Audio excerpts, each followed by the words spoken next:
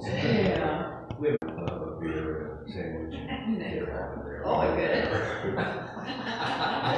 You live a busy life. No, I know. Exciting, isn't it? Oh my. Exciting, all right. Now remember, we've got some projects. You'll have to wait till spring. They're long. You agree with that? Yeah. I have to wait, he's on a trip at March. I lost my little kittens this week. They went off to somewhere. So I missed them. Mom came back, but I think she lived off somewhere. Oh. It was a means of population control. And I really didn't care for it because I'm attached to them. I thought, you need to drive around. I thought, no, you don't. God be with them. They were so cute. Well, we have a whole slew in town. I bet you do. Particularly now that Dean's not around to take care of them. But then he ministered to the needs of stray cats. No, I think Garlands and Lancios, they each feed about 100 stray cats. Wow. Yeah. I thought I had something. I have a skid for the Jury.com. Yeah. It's not quite a skid. It could be. It's amazing. But anyway. And we always know when one's coming into the yard, but it's a dog. Oh, yeah. Whose name is Jack. Jack doesn't like Oh, he barks and barks and barks, and I'm like, I must be another one going down the alley. Probably worse for you. Yeah. You are. Well, I know. Yeah, I was telling our family at our family Christmas last Sunday, if we get enough people together, Where the squirrel we put that usually 1,000-piece is puzzle on together. Jack I used to bark. was predicting in an hour's time. Really? We started the clock and I had 20, there was 24 boxes, I had 21 passed out. And then after I got started, somebody else came along and picked up the other two. Yeah. We got it put together in 57 minutes. You're kidding. So everybody, you had a different group on every box. Yeah. Because I was trying to picture putting a big puzzle together with everybody picking pieces of it. That never worked. I passed the boxes out around the room. Yeah. And everybody started putting the puzzles together. Then we slide the pieces onto the sheet of paper, put it on the master copy. But 57 minutes we got to put it Yeah, together. I'd like to see that one. Actually, remind me, well, I don't know. I'll take a picture of it and put it on the website too. Not the website, but the Facebook page. What I can do is, this puzzle, the pieces of the boxes, I can package those up in plastic bags, use those boxes for any 1,000-piece puzzle. Yeah. We can do the same thing with any puzzle. Yeah. Put the puzzle. That's a good idea. Put the puzzle together and break it apart in sections. That they number the pieces so you can keep stuff. Because most people, once you do the puzzle once, you're done with it. When I do a puzzle, I break it into sections that will fit back into the box. You can tell when I put a puzzle together, it's in pretty good Somebody sized told me chunks in the boxes. the way you do it, and I don't know if this is true because I've never done a crossword puzzle, but or a puzzle, but they say you start at the corners because the corner piece is actually has the only piece you can really identify in the whole puzzle is the 4 corner pieces. If they actually do a corner piece, sometimes I guess they do a diagonal or whatever.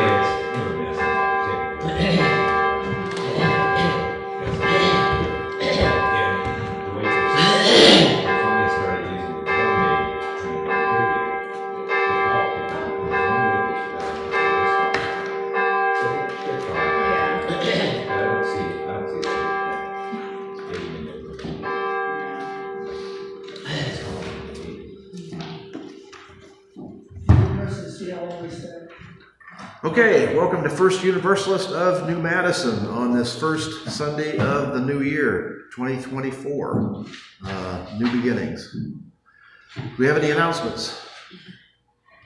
Snowy day, nice to see. Perfect, not the perfect kind of snow because it's a little bit too warm, but the roads are clear, easy to drive, but there's still snow to be seen. Makes my sleigh look a lot more at home. Derek will be here the 6th, February 6th. He'll be back. He'll be back once a month from now on unless he gets another break somewhere along through there. Any other announcements? If anybody wants to, I brought the movie Scrooge I may even watch it myself because I've already got the snack. So if anybody wants to stay, you're welcome to do that. Don't feel obligated to do that. But that's what we're going to talk about today. The last gas of winter. I have my last Christmas tie with mistletoe. And we're going to talk about the spirit of Christmas and the transformation, the redemption, the saving, whatever you want to call it. And there's lots of things to call it, of Scrooge. A terrible person became a really good person. We'll just scratch the surface. What is a terrible person and what is a good person and how does this happen? We'll talk a little bit about redemption, the Christian history of redemption. So we'll kind of skim the surface on all this. If anybody wants to do more on it or is interested in doing more on it, I'd be more than happy to do some more investigation and talk about it. All right, the prelude, My Heart Stood Still, Richard Rogers.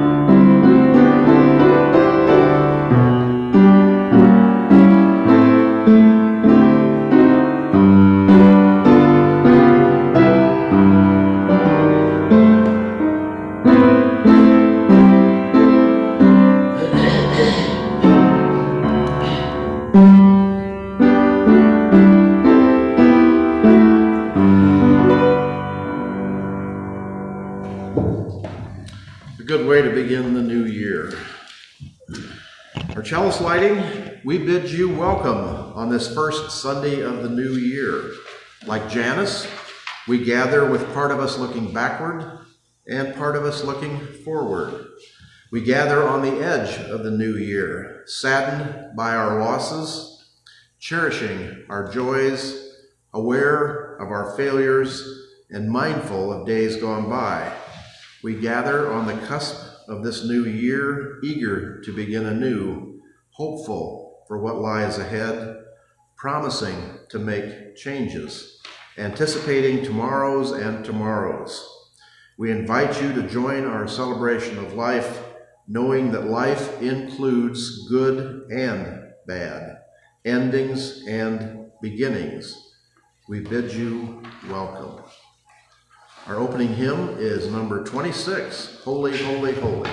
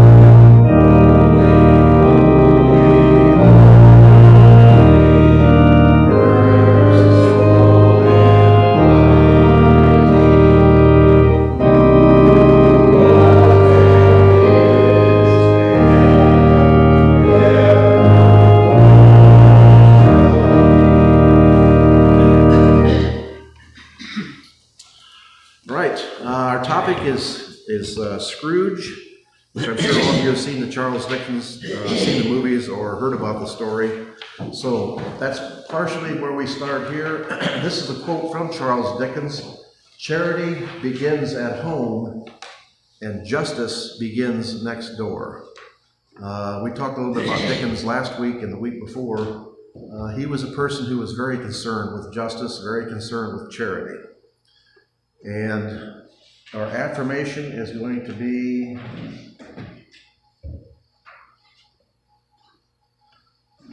everybody knows what yesterday was?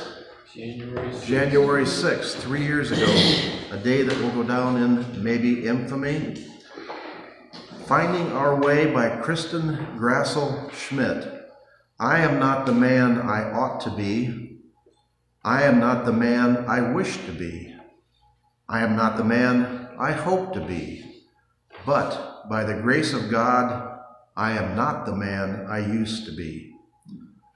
John Newton, you may know who John Newton was, the man who did Amazing Grace, who wrote Amazing Grace. It's been tough to make sense of the attack on our capital, let alone what we're called to do in its aftermath. Many leaders have called for healing, forgiveness, and unity. I believe in forgiveness. I very much want healing and unity. But none of these things is possible without repentance, accountability, and a full reckoning for wrongs done. There have been over 1,000 people arrested, almost 3,000 people identified, and they are still making arrests. Yesterday they arrested 3 in Florida, the FBI did. The important thing to note is the perpetrator, the person who stood behind this, and some say instigated it, has said that if he's elected president, all these people will be pardoned. What does that say about our democracy? All right, joys and concerns. The last few weeks I asked to light a candle for Steve Crichton, who is a husband of Anne Riggle, who used to be our librarian here in town. And unfortunately he passed away this past week. Oh, okay. On Wednesday. Not unexpected. Steve Crichton. Yep. Keep my brother Clarence's family in your thoughts and prayers. Clarence passed away this past Friday. Clarence passed away.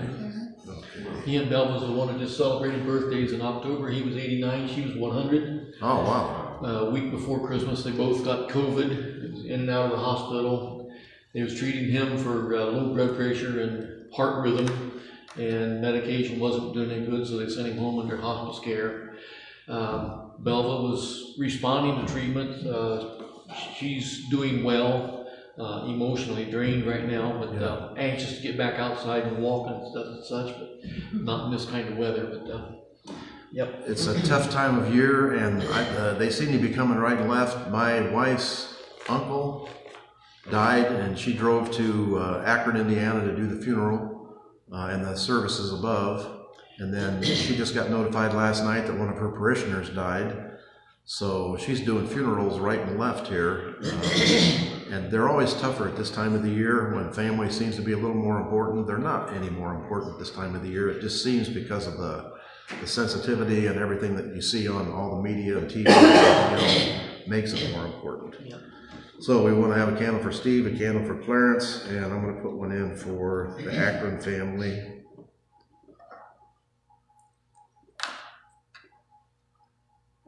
Any others? I think we'll write one for January 6th for the people who have suffered. I think there was like 146 police officers were injured and 5 died, not necessarily in that day, but shortly afterwards, even by suicide. This was not an inconsequential action. And to hear the statements of the people involved in that saying that they think that the country needs to be run by this person and violence is justified to do it. And 20% of the Republican Party in this day and age still says violence is justified to keep their person in power. 20% of the population says violence is justified. Where are we going? All right. I guess we need to do also, how many have heard the news on Governor DeWine? Folded. Remember we talked last week, we lit a candle for Governor DeWine for vetoing the House bill the capital or the legislature's bill to discriminate against LGBTQ. He just came out and put a executive order disallowing or outlawing any kind of surgery to help LGBTQ kids. So he's basically fallen back into where he was before. So he limited the scope of the legislation to just surgery, reassignment of surgery, which Right. wasn't being done anyway in Ohio. Yeah. But he basically is hoping, I assume He's trying to placate. Compromise to head off a veto. Yes. Or an override of his veto. Yes. I see. But I don't think it will. Does anybody think that's going to stop the legislature from overriding the veto? Yeah. Because the prohibition from keeping the transgender kids from in their select sports, that was vetoed, but that could be overridden. And counseling and treatment and talking to the transgender kids is still not illegal either, just the surgery. But we'll see what happens there. Israel, I don't know what to think of that. I've got a little thing I'm going to show you, and we'll do that for the children's story, which will be next. And Ukraine. There are so many things to concentrate on. Our cares and concerns can be diluted, but they are not diluted. If you give an instant of care and then talk to anybody or interact with anybody and support these subjects, your cares and concerns are not diluted. Even you can have as many as you can think of, and there's still each one is strong. Love is not, and you've heard that statement before, love is not diminished by dividing it. Love is not diminished by giving it away. When you give away love, it makes it stronger. All right, and our last candle for those thoughts and prayers, those hopes and fears that cannot be voiced and maybe not even recognized. Our children's story is also on, it's not actually a children's story, is also on repentance. And we'll see if any of these will play. This is the lady that I told you about, the Israeli lady.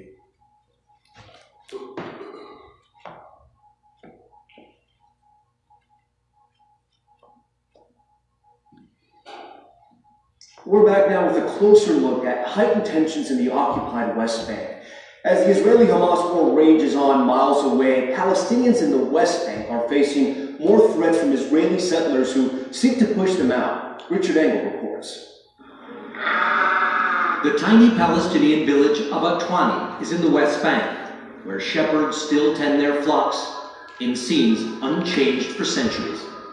Sami Hurani, whose family has lived here for generations, told me since Hamas's October 7th massacre, Jewish settlers have become far more aggressive in their long campaign to drive Palestinians from this land.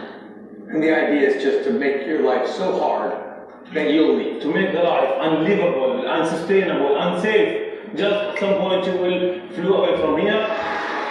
Sami says the attackers come from Chavat Ma'un, a Jewish settlement built on occupied Palestinian land.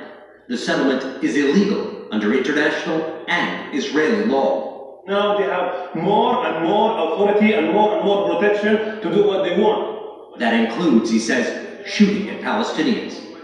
So if you were shot right now, there'll be no consequences. No consequences. No threat. It didn't take long before we were noticed. There's a jeep coming toward us now. He was dressed like an Israeli soldier, but had no name tag or rank. You want us to leave? Yeah. Okay. What's the problem? Stop the terror. Get into the car. Now. Okay. Get into the car. Now. Leave it. Yeah, Get into the car. Now. He needs his Get into the car now. He needs his ID to go. Yes. Get into the car. Now. Okay. What do you think is going to happen now? We don't know. Anything can happen. Now we will see. We left without further incident. Sami shared with us other videos, appearing to show settlers attacking his neighbors. The Israeli government responded in a statement, saying in part it has zero tolerance for citizens taking the law into their own hands, and that most of the so-called settlers are law-abiding citizens. The vast majority of violence that's committed by settlers goes absolutely undocumented, unaccounted for. Eliana Baswell is a Jewish American activist documenting violence against Palestinians in the West Bank. Does the Israeli government support this movement? Absolutely. I think it's essential to understand that the settler movement and the Israeli government are deeply enmeshed and intertwined. The settlers are not hiding their goal of full Jewish control of the West Bank and Gaza Strip and believe October 7th was a turning point. Daniela Weiss is a leader of the settler movement. We are not going to give sovereignty, national independence to Arabs in the Jewish land. I make it as clear as possible. Enough is enough. No patience, no forgiveness, no consideration. Out. Deliberately expelling an entire people from their homeland is a war. Because they deliberately killed my friends. They massacred my friends, and this is the way I react. I'm full with pain for my people, so I do not have room for other people. Richard Engel, NBC News in the West Bank. Thanks for watching. Stay updated about breaking news and top stories on the NBC News app or follow us up. I do not have room for other people. I do not have room for other people. No forgiveness. And Richard Engel said, you're going to expel an entire people from their homeland. And she said, yes, that's our goal.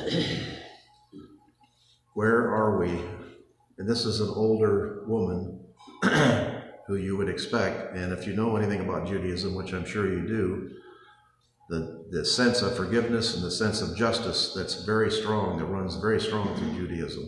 And as you saw, one of the people trying to defend the Palestinians was an American Jewish lady who was trying to stand up for the rights of the Palestinians. That is the one thing that I've noticed as a difference, and I'd like to find a discrepancy or like to find something different. I have not seen any Palestinians standing up for the rights of Israelis. I see Israelis standing up for the rights of Arabs and Palestinians, but I have not seen the reverse. I'm not sure exactly what that says about the culture, but it's observable. All right, that fits into, and what we were talking about, what we will be talking about is redemption. And I will give you a heads up. Lots of film stuff. This is a little overview of Scrooge.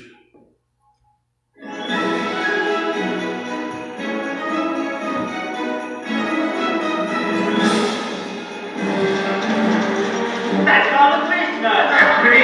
Merry Christmas. And very. I hate people. There is no such thing as rich enough. They should pay you and repent. You don't believe in me, do you? No, I don't. We are going to look at your past. There are more good things in this life, Scrooge, than you can possibly imagine. It's Christmas, Ebenezer. Nearby, let's go to the toy shop. I've discovered that I like life. God bless us, everyone. God bless us, everyone. Everybody knows the story of Scrooge. It's spread far and wide. Even Disney is using Scrooge. Uncle Scrooge Duck, McDuck. None of the terrible characteristics, but some of the avarice, some of the greed, some of the love of money that Scrooge showed. Has everybody seen a Scrooge movie? Yeah. Has anybody seen this musical Scrooge movie with Albert Finney? This is it's, as I said last week, this is kind of it's along the same path as The Wizard of Oz. It is a musical, so it has some fun stuff in it, but it does get to the depth and the reality of what Scrooge is all about. And what Scrooge is all about is redemption. Dickens portrays Scrooge as a cold-hearted, miserly businessman who has a strong aversion to Christmas and society around him in general. Scrooge's character is established in the first stave of the book, and why the English or the British call the first chapter a stave, I'm not sure. There are 5 staves in the Dickens book, A Christmas Carol, and I actually didn't take the time to look that up, but I should do that. He's described as hard and sharp as flint, with cold-looking, pointy features. The narrator describes Scrooge as squeezing, wrenching, grasping, scraping, clutching, covetous old sinner. Scrooge's appearance matches his character, his thin lips and cold demeanor. He keeps his office cold, not even heating it at Christmas time, and consequently everyone who comes into contact with Scrooge avoids him. Even the beggars in the street are silent when he passes. Not in this movie. They make fun of him, calling him Father Christmas, which is the archetypical opposite of who Scrooge is. He is the farthest from Father Christmas there ever was. So, let's start with what transforms or redeems the soulless character of Scrooge. Did he have a soul and he lost it? Did he throw it away? Did he push it away? Did he thrust it away from himself? Or was it taken from him? Do we have a choice? Or is this all determined by your upbringing, by your genetics, by your culture, by wherever you are? As a sidelight, the Old Testament God of Noah gave humanity a choice. And what did God do when humanity chose the wrong thing? He wiped them out. The flood. So sometimes a choice is an illusion. The Christian interpretation of redemption is that Christ died on the cross for everyone's redemption. That is called, in the Christian terms, grace. And there's two ways of looking at grace. In James chapter 2, verses 14, faith without works is dead. So you've got some Christian denominations that say grace is given purely, and that's one of the Catholic interpretations, purely on believing in Christ and accepting Christ as your Savior, then you receive grace.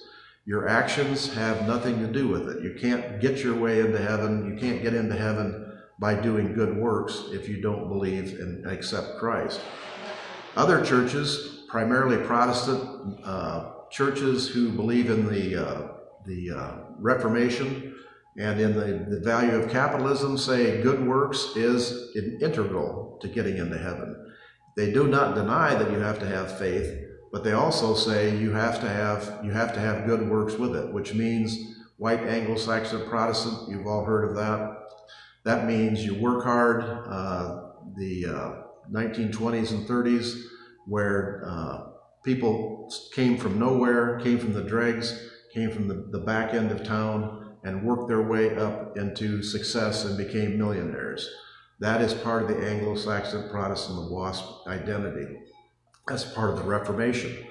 Part of what some Protestant sects believe is important to do. You have to work hard, follow the rules, and even you'll see some of that in what they call the prosperity doctrine now.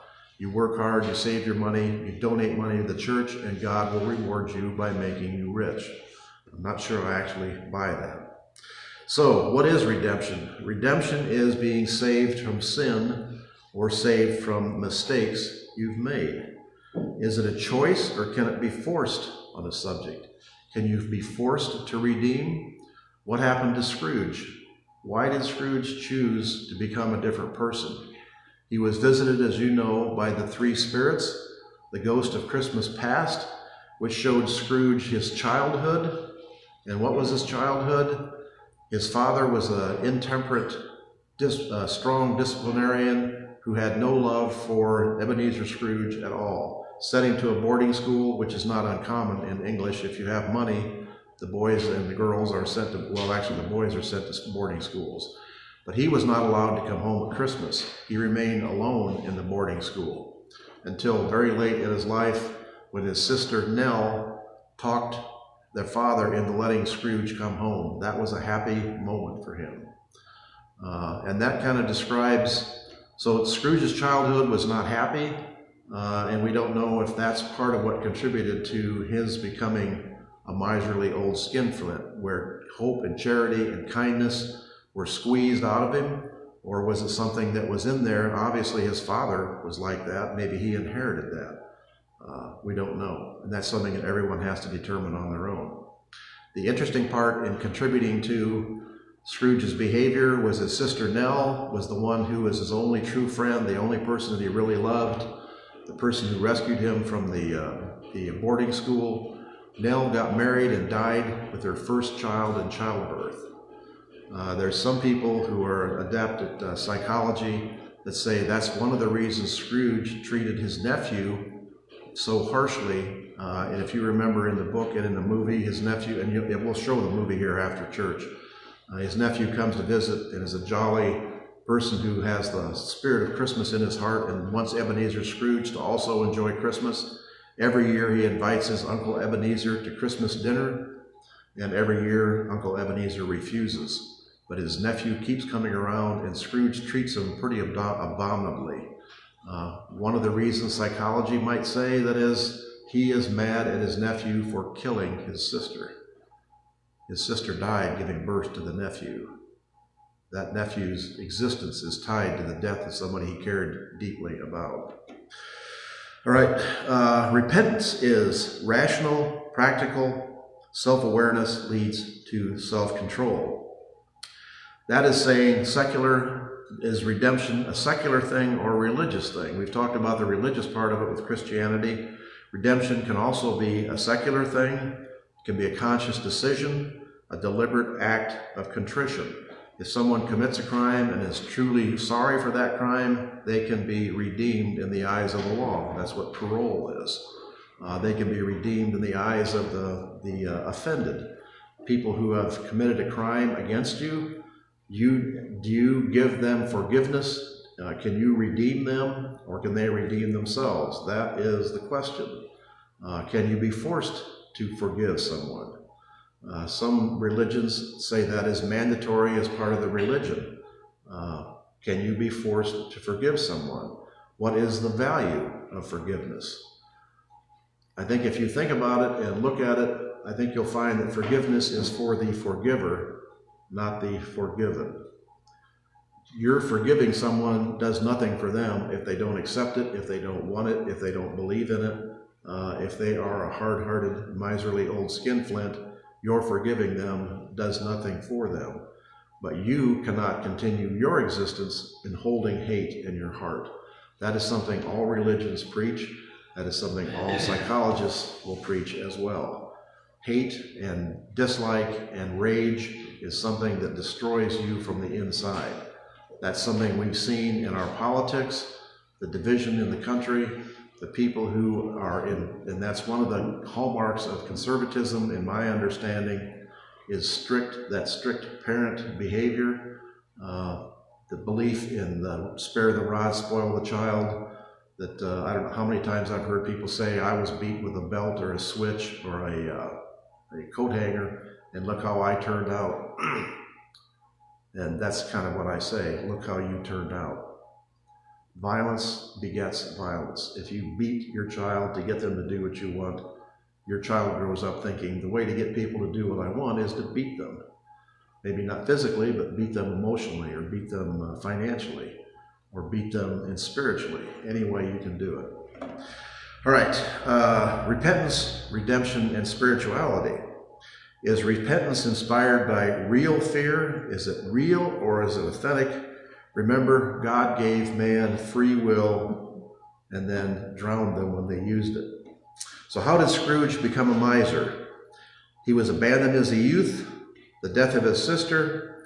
Is that why he mistreats his nephew? The birth of the nephew, and I've gone over that, killed the one person that he cared for. So Scrooge is transformed or redeemed by the spirits of Christmas. The spirit of and I told you we've talked about the spirit of Christmas past. The spirit of Christmas present takes Scrooge on a trip. And if you remember the story, and if you watch the movie, Scrooge loaned money to multiple individuals. Then as well as now, and I've told you my story, need to borrow money because they can't buy groceries, they can't buy gas, they can't buy Christmas presents for their kids. If you can loan me money today, I'll gladly pay you Tuesday. If you remember Popeye, a hamburger today and I'll pay you back Tuesday. I'll work it off, I will pay it off. Many of these people don't do that. So Scrooge loaned money to everyone who wanted it. but he charged exorbitant interest. He was like the payday loan, the title loan company. He was like the Rent-A-Center, where people go in and buy a $500 stove and end up paying $1,200 for it by the time they've made all their payments. Those people choose to do that. I don't understand it, and I try to talk them out of it, but that's just a way of life for them. And the reason the payday companies get away with that is because the conservative politicians say there is no limit on the amount of interest you can charge. And they moved, a lot of them have moved, the credit card companies have moved to Dakota because North Dakota was the only state that said you can charge whatever rate you want on your credit cards, and we will not stop you for usury. But there is a reason for that, and that's one of the things we have to talk about, is the reason those companies charge like that and make money like that is half the people don't pay, or I don't know what the percentage is, maybe more than half, don't actually pay off their loan. And their refrigerator, their stove, their washer, their dryer gets repossessed. And you've heard about people with the title loans on cars, where people come and grab up their cars get repossessed. I don't understand that either. It's a mentality where people borrow money and then don't pay it back and then try to hide the items so they can't be repossessed, and then go right on, declare bankruptcy, wait 2 or 3 years, get another credit card, borrow more money, not pay it back, and go bankrupt again. I don't know whether that is something we have fostered by our capitalist system, where people are still making money by taking advantage of people and charging 25–30% interest. I've got some of the people I work with are paying 25% interest on a car loan. The car is not worth what they owe on it by the time they get done. You can get a car loan now for 7 years. It's crazy. It's like, I don't understand it, except it through the capitalist system. So anyway, Scrooge loaned all these people money, and he has this little notebook, which you saw the little thing there, him writing in the little book. He says, they say, I can't pay this week, I'll make a lot of money this week. Some of the people he loaned money to were a couple sisters that knitted socks and gloves for kids and sold them at Christmas time. One person sold warm drinks like broth. Another person did puppet shows, Punch and Judy shows. All these people he loaned money to, all of them asked for another week. And then he asked he would give them another week to pay at another exorbitant interest price. And they will say, that's as much as I make in a week. He says, it is my right to confiscate your broth. It's my right to confiscate your Punch and Judy show. It's my right to confiscate all of your cloth and your yarn that you're knitting things out of. They don't want to lose their livelihood, so they agree, so the cycle goes on and on. They're perpetually in debt. And he's perpetually collecting money, and they're perpetually owing money. So, when he was transformed, redeemed in the movie, he forgave all his debts. There's one really good song where it's the nicest thing you've ever done for me, and you can pull that up on YouTube. The entire community is singing, it's the nicest thing you've ever done for me. The ghost has taken Scrooge with him, and they're talking about Ebenezer Scrooge, the nicest thing you've ever done for me. And he's walking around enjoying the gratitude of all these people who they can't see him because he's with the spirits, but they are lauding his good favor that he's done them. What he doesn't realize is what they're applauding is the fact that he has died. And they're bringing his coffin out of the office and putting it on the hearse. And all the people are singing, that's the nicest thing you've ever done for me. And he thinks it's because they love him as a good person, when actually it's because he died for them. In the book, the movie is different than the book. I like the movie much better than the book, but I like musicals.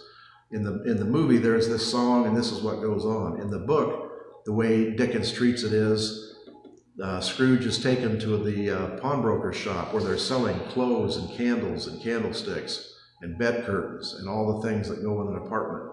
And there's no name attached to it, but we all know that the people have gone into Scrooge's apartment after he died, stolen all of his stuff, and they're taking it to the pawnbrokers and selling it for a little bit of money. The brokerage office where Scrooge did his trading, his merchant business, all the merchants are standing around saying, you know, they're talking about a funeral that they might go to if there's food provided. And if there's no food, they're not going. And if there is food, if there's food and drink provided, they'll go. That's Scrooge's funeral. So it's part of the thing, and then this is all revealed to Scrooge at the end. So Scrooge is basically scared into being, and this is how you have to understand it, is Scrooge scared into being a redeemed person and into loving Christmas. It doesn't really seem, and that's my question about Christianity, can you scare someone into being a good person? Can you scare someone into living a good life and being happy about being a good life? You can force people to do anything. North Korea and Russia is a good example of that, or Cuba. You can force people to do anything, but can you force them to actually enjoy that and become part of it?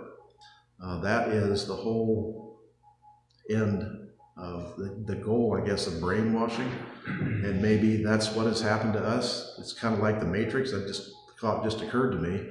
Maybe the reason we enjoy capitalism is because we've been brainwashed into enjoying capitalism and the fruits of capitalism and not seeing that the evils that it's based on.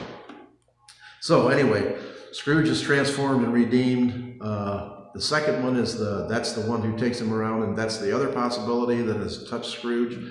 The spirit of Christmas present takes him around to the Cratchit homestead, where we see Tiny Tim on his crutch, and the spirit informs Scrooge that Tiny Tim will not live out the year. And this is a family that enjoys, that sings, and Bob Cratchit really loves Tiny Tim, carries him on his shoulder and takes him around, and Tiny Tim sings, and it's a lovely little family thing. And Scrooge is touched by this. So do you believe, can you accept that Scrooge was actually finally made connection with another person who he saw, and that the idea that Tiny Tim would die and that he could do something to save Tiny Tim, maybe that made a decision for Scrooge to change and become a different person?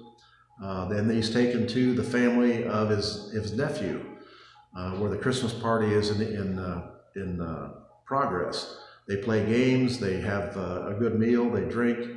It's a good family time. He participates in the game, even though he's a spirit and the people can't see him there. He's pretending to, he thinks he's participating in the game. It's a fun scene. He enjoys himself. Then he decides maybe that's the reason he wants to enjoy Christmas. And then the final spirit is the spirit that you saw there in the cloak with the covered head. Everything is there except the scythe. So that's the spirit of death. That's the spirit that shows him Tiny Tim's death. That's the spirit that shows him the people singing, only he doesn't know it at the time, about the nicest thing you've ever done for me. And then the spirit takes him to the graveyard, and there's his tombstone, his headstone. And in the movie, he's pushed into the grave and goes down into the grave and meets Marley, who is his former partner. Marley was the ghost you saw sitting in the chair who said, "You don't believe in me." Marley is the first ghost that comes to him and says, "You will be visited by 3 ghosts, 3 spirits, and they will show you." And Marley, of course, is wrapped in this chain of despair and disaster that he created through his whole life. Scrooge, and Marley tells the Scrooge, "Your chain will be 3 times the size of mine that you will drag around through eternity. These are all the sins you have committed against humanity." So that's the spirit that scares the crap out of him. And when he wakes up Christmas morning, he's a redeemed person who believes in Christmas and wants to share Christmas. Tears up all of his IOUs. So then the question of reality is, can you let people borrow money from you and never pay it back? I mean, makes an interesting story, and it's a nice end to the story, but that's not reality. You can't just keep giving all your money away. You can't keep giving away. People have to have some responsibility. That's where, in the story of Dickens, and we've talked about this before, this is in the time in England when if you were in debt, you were put in prison. If you couldn't pay your debts, and that happened to Dickens's father. He was a successful middle-class person in a middle-class family till his father ran afoul of some business debts and was put in prison, which meant Dickens himself, at 12 years old, had to get a job to help support the family and went to work in a book bindery, or a boot bindery, where they sewed boots, and his job was to put the blacking, the shoe polish, on the boots. So he was covered with shoe polish from early in the morning till late at night. And we went through that last week or 2 weeks ago, whenever it was. These are 12 and 16-hour days for 10, 11, 5, 6, 7-year-old kids, girls and boys, 6 days a week, because capitalism said everybody should work and everybody should make money and everybody should be employed. And the Reformation, Christianity, said that everybody should work hard. So people were taking advantage of it. So, can you buy love? By Scrooge tearing up all of his debts, did that buy him the love of the people? They said it did, but is that true love, or is that just someone taking advantage of you? And I've told you the stories of the people I work with. They don't love me, but they take advantage of me if they can. So it's that trying to walk that line between being charitable and giving people another chance. But on the other hand, basically it's enabling is what it's called in the 12-step programs. If you have families of alcoholics or drug addicts and you keep buying them more drugs and bailing them out of jail, the answer on some people's minds is what they call tough love. Your actions have consequences. If you do the crying, you have to do the time. None of this is resolved, but Scrooge is a feel-good movie. It is something that moved England, and we talked about that. Before this time, there wasn't really, Christmas was just another day off. It wasn't really a big celebration. Between Dickens and Queen Victoria, who married Prince Albert, who came from Germany and brought the tradition of Christmas trees. Christmas trees had never been in England before. When the Queen starts doing it, then everybody does it. The next year, everybody had a Christmas tree. And the next year, everybody had parties at Christmas where they danced and told stories.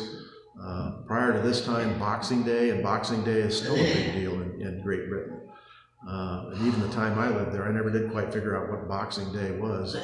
Technically, it's when you get presents and gifts and show appreciation to the milkman, the mailman, the meat man, the egg man. In those days, everything was delivered. Well, actually, it's kind of like today. It's like Prime, only they came with a horse and a buggy and brought your milk, brought your cream, brought your eggs. Everything you wanted was brought to the house. So Boxing Day was when you set out leftover food from your Christmas repast and passed that out to the people to show their appreciation. After Dickens and after Queen Victoria, Christmas became a time of celebration.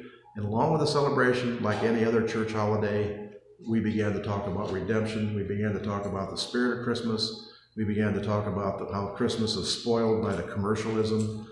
There's all kinds of commercials. And if you remember Miracle on 34th Street, how they raged against commercialism, how Santa Claus talked about that. So all this kind of comes back to Dickens. He's the one that started this, or at least encouraged it. His book sold out immediately after he published it in November of, I think it was 1853 or 1854. And there were like 12 or 14 more printings after that. So it became a very popular thing and changed the whole British mindset of what Christmas was and what redemption was. It wasn't too long after that they quit sending people to Australia for debts. If you were a debtor and they couldn't keep you in prison, they sent you to Australia. You imagine that if you're in debt, that's your punishment. So, all right, I've gone on long enough. Questions? Comments? How does modern day philanthropy figure into all of that? Because if you watch PBS and you see the credits rolling, there's one foundation after another giving money. And those foundations were funded by people of wealth and possibly good-spirited people giving money, setting up money for good things. How does philanthropy figure into all that? That's as opposed to capitalism, because it was capitalism that made the money for the Rockefellers and the Fords and others to get in Carnegie's to give them money. And if you want to see people making money, have you heard the new thing that Eli Lilly is doing? You've probably all seen the boner commercials on TV where you don't have to have your family doctor. You go online and they'll give you a doctor who will make the prescription and then you buy the prescription from them. Eli Lilly is turned into a boner company. Eli Lilly now has a website. If you want the weight loss injectable, I don't know I can't remember the name of it. Yeah. If you want that from Eli Lilly, you call in, they will put you online with a doctor who will give you an exam over the phone, say, yes, you deserve it, I'm going to write the prescription. Then the prescription goes directly to Eli Lilly, mail order, and it comes to you. No pharmacy involved, no family doctor involved. Because there is a tremendous rush on selling the weight loss drug. The people who are diabetics and need it can't get it because the people with money are getting it. One thing that's always bugged me, and that's part of what the whole capitalist system, and the system of government that we have that is run by money, all these people that donate money for charity, they don't do that for the love of charity. They do it because it's a tax deduction. When Elon Musk pays no tax bill, when Bill Gates pays no tax bill, it's because they set up foundations and put money into these foundations, which the money that they donate means they don't have to pay taxes. What that amounts to is the way our country runs is run by rich people. If Elon Musk wants to, on the Ukrainians, he has the satellite system, the individual satellites, and that's how the Ukrainians communicate. That's how they run their drones, how they run their missiles. The Russians went in and cut all the cell towers, cut all the phone lines, cut all the internet connections. So the Ukrainians are doing everything through the satellites that Musk has. Musk has the Ukrainians by the throat. And he's done it before. He's told them, if you don't do this, I'm cutting off your access to the satellites. All this money that's given out means rich people are running our country, basically, in the hands of wealthy people. And some people think because you're wealthy, you're smart, you're intelligent, you know what's going on. Elon Musk is a perfect example of a person who is really smart and can invent spaceships and electric cars and then runs Twitter into the ground. And supports, if you watch what happened on Twitter, he's now allowed all the Nazis, the anti-democratic people back onto Twitter. That's the whole point of democracy, is everybody getting a vote. It's not being run by one person, and yet that's the direction the country is heading. 40% of the people, 20% of the people say violence is in order to keep Trump in power. 40% of the people still want Trump in power. Trump just signed up for the election in Illinois, the primary election. In Illinois, when you sign up for the primary election, there is a paper that you sign. It's called a loyalty oath. It says, I will not try to take over the government, or I will respect the results of the elections. I will respect that, and I will not forcibly try to take over the government. Trump refused to sign that. He refused to sign that. And they can't stop him from being on there. It's kind of a formality that everybody just does. And here's a guy who wants to be president of the United States who said the last election was stolen, although there's no proof that it was, and said, I want to be a dictator, but it'll only be for a day. If you believe that, I have a bridge, actually 2 bridges I'd like to sell you. One of them's local. So, now I'm way going on too far. Well, the philanthropy also, I think, is interesting because it does border, obviously, philanthropy was made possible through capitalism, yes, at least here in this country. But now the philanthropists that we have known over the years to give money to schools and libraries and hospitals and what have you, it's increasingly becoming where there are lots of strings on that philanthropy, as in the Koch brothers. Yes. Okay. And so you wonder how this all figures into this whole notion of redemption. In a primary example, I'll go on a little bit farther. You all know that the president of Harvard was forced to resign. The reason she was forced to resign was not, they said, because this right-wing rag came up and said that she had done plagiarism. Her plagiarism wasn't like what we call plagiarism, is when you take comments or quotes from somebody and use them and pretend they're your own words and don't attribute them. She had problems with her footnotes. Some of the footnotes weren't in the right place and didn't attribute to the right people. But whenever in her writing she used something, she said who said it and who did it. That was the cover, that was the smokescreen for her resignation. The reason she had to resign was the people at Harvard who donate billions and billions of dollars to Harvard University for a tax cut. The donors said, she's out or we're not giving you any more money. The ultimately sad thing about that is a lot of those guys are rich Jewish people, and then that plays right into the myth or the story that Jews run the world. Jewish bankers run the world from behind the scenes. And here we have a perfect example of a rich Jewish person controlling what happens in an American university, or they won't give any more money. It is really a horrible example for people to see. And it also is a horrible example of what education is. Education is supposed to be free thinking, independent thinking. That's the whole deal of tenure. And tenure applies to college professors and even some high schools. If you have a job for so many years and you're designated as a decent person, you can't be fired for any kind of quibble, little kind of problems. It has to be just cause. Universities, particularly in places like Florida, red states, conservative states, are trying to eliminate tenure. So they can fire any professor who they say is too liberal. That professor will be fired. If a student in class complains about something a professor says, that professor can be fired. It's like the inmates running the insane asylum. So. But fortunately, not all Jewish philanthropists are self-serving. No, and that's and what we I are really, truly blessed to have that contribution worldwide. And that is the Judaism we talked about earlier. You had the one lady in Israel that wanted to expel all the Palestinians, and you had another Jewish lady trying to defend the Palestinians. Judaism has an extremely long history of affinity to justice and reality and truth, but it also is not perfect. The Jewish settlers are Jewish. They are fundamentalist Jews. They believe the Holy Land is theirs, and they will do anything to force the Palestinians out. Palestinians were there at the same time as the Jews. I mean, it belongs to both of them. That is the two-state solution. You heard her say, no two-state, no state of any kind, no sovereignty for the Palestinians. They are to leave. We're forcing them out. That is not the Judaism of the Old Testament, the Old Bible. So, okay, we can continue this at another time. We are down to offering. Fish. Yes, 2 offerings. We have one for fish and one for the general church. And let's see. We're going to hear Love's offering.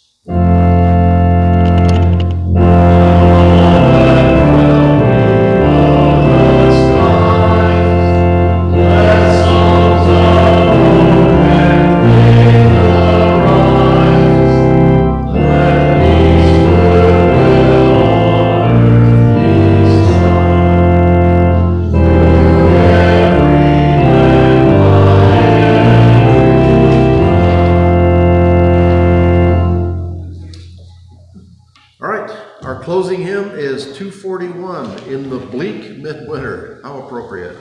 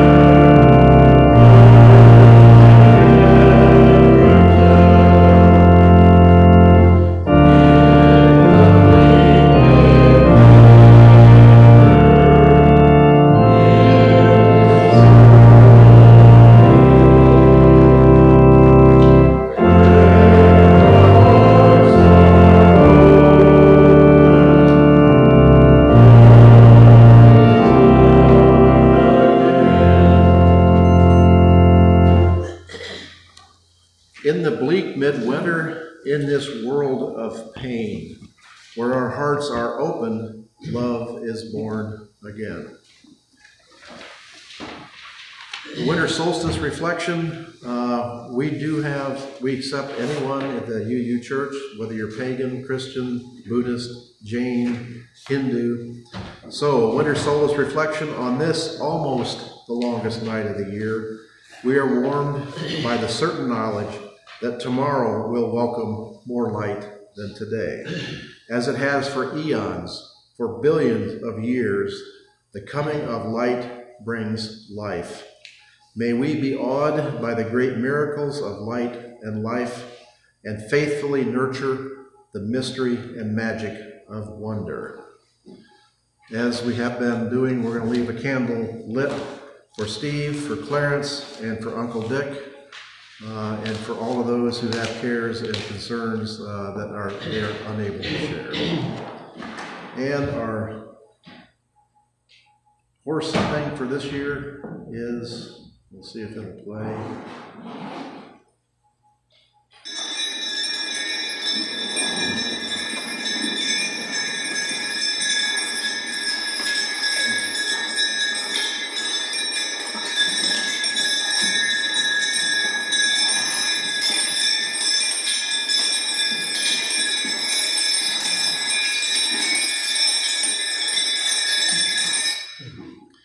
We might be able to do that sometime. If it snows enough, we will have a sledding party. All right, our postlude, Godspeed the Right.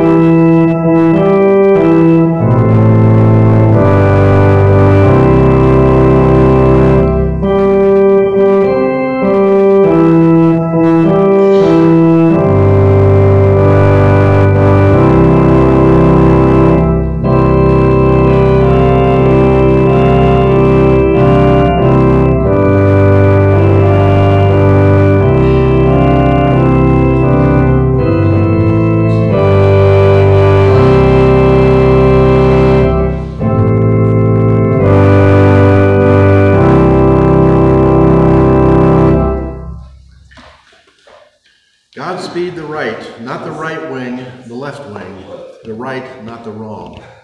There's donuts, there's Christmas cookies that we didn't open from last week. There's still fudge left that Kenny brought, so enjoy yourself and coffee. If I'm going to go ahead and set the movie up, it'll be a little bit before it's up, but if anybody wants to watch the movie, that will be here, Scrooge the musical. And I have the little hot pot snack type things that I'll put on the burner for that. I actually have a little bit of microwave pizza if anybody really wants pizza.